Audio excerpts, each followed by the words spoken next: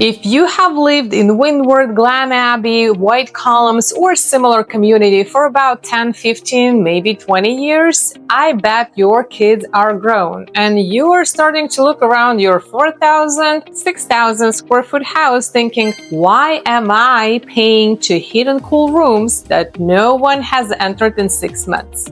But then you look at the market and you freeze. You think, if I sell these, where do I go? Do I really want to share a wall in a townhome, or will a smaller house just feel small? This video is for the Alpharetta homeowner who knows it's time to right size, but is terrified of making a mistake. Today, we are comparing the two gold standard exit strategies, the Downtown Alpharetta Luxury Townhome versus the modern ranch. We aren't just looking at the price tag. We are looking at your needs, your HOA fees, and your lifestyle for the next 20 years.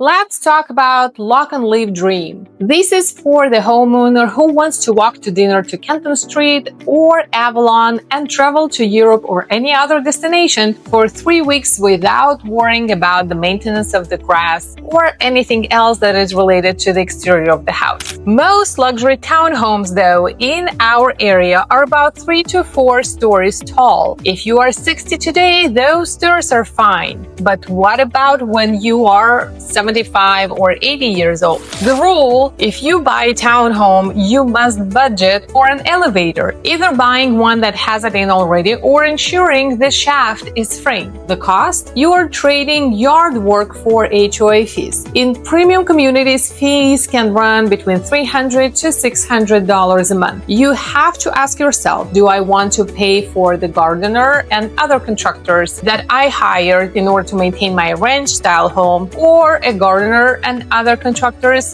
that HOA hires for a townhome community? Option 2 is Forever Ranch. This is for the homeowner who values autonomy over proximity. You don't mind driving 10 minutes to the grocery store or a restaurant if it means you can have your coffee on a private back porch with no neighbors looking in. The competition. This is the hardest inventory to find. You are competing with other downsizers and young families who hate stairs. Remember, if you cross the line into Cobb or Cherokee counties, depending on your age, you could save thousands in senior school tax exemption. A ranch in Milton, which is a Fulton county, costs more annually than the exact same ranch in Cherokee. That is a strategic calculation you need to make. The biggest fear I hear is, Irina, I have a 3% interest rate. Why would I trade that for a 6% interest rate? So here's a reality check for most of you watching. You have massive equity. Many of my right-sizing clients aren't getting a mortgage at all.